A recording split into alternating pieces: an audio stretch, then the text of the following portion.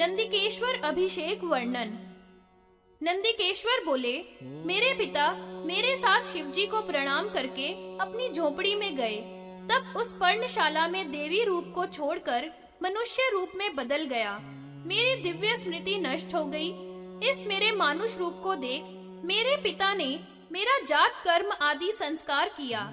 ऋग, यजु, साम आदि वेदों का तथा आयुर्वेद, धनुर्वेद आदि का भी उपदेश मुझे दिया। 7 वर्ष पूरे हो जाने पर मित्रा वरुण नाम वाले मुनि मेरे पिता के आश्रम में आए।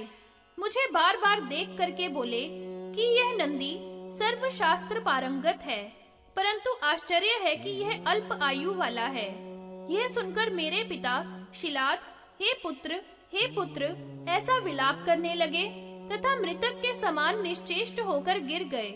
मृत्यु से भय वाला होकर मैं हृदय में त्र्यंबक का ध्यान करता हुआ रुद्र जाप में तत्पर हो गया। तब प्रसन्न होकर चंद्रशेखर शिवजी बोले, हे वत्स, नंदी तुमको मृत्यु का भय कहाँ?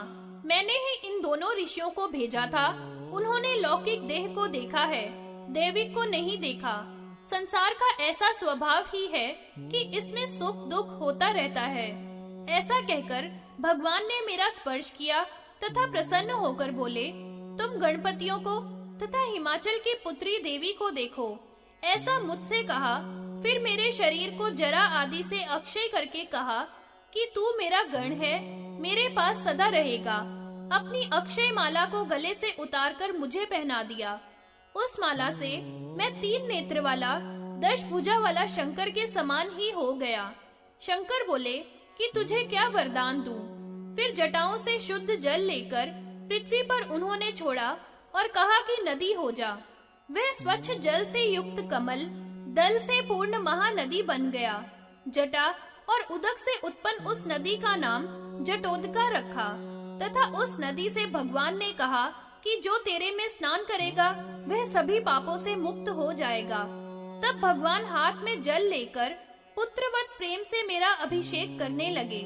प्रसन्न हुए वृष भगवान बड़ी गर्जना करने लगे।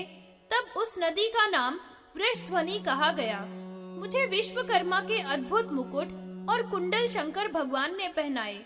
फिर वह नदी जाम्बूनद नाम वाली भी कही गई और अब पंचनद नाम से प्रसिद्ध है। उसमें जो स्नान करके शिव की पूजा करता है वह शिव सायुज्य को प्राप्त करता है। तब भूतपति महादेव गिरिजा से बोले कि हे देवी, नंदीश्वर को मैं भूतपति तथा गणपति नाम से अभिषेक करूंगा, तुम वह ठीक मानती हो ना?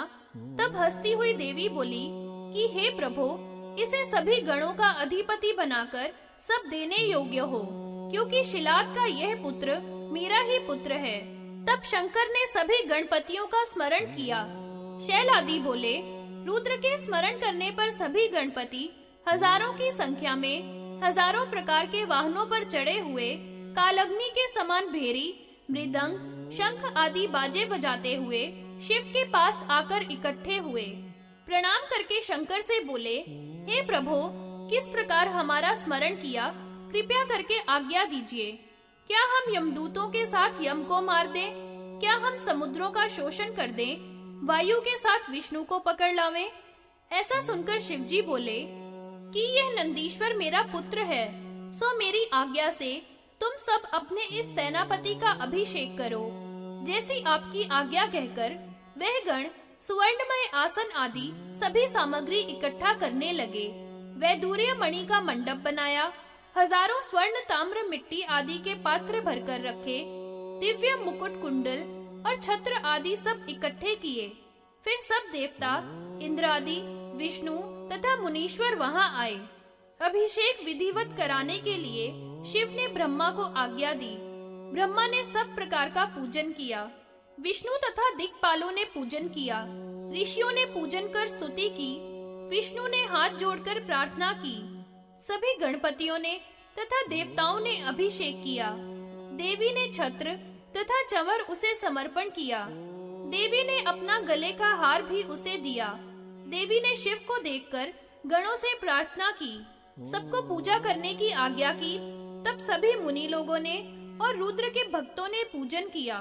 नमस्कार आदि से रहित ब्रह्म हत्या के भागी होते हैं। इसलिए सभी को नमस्कार पूर्वक पूजन करना चाहिए। ऐसा देवी के कहने पर सबने प्रणाम करके पूजन किया।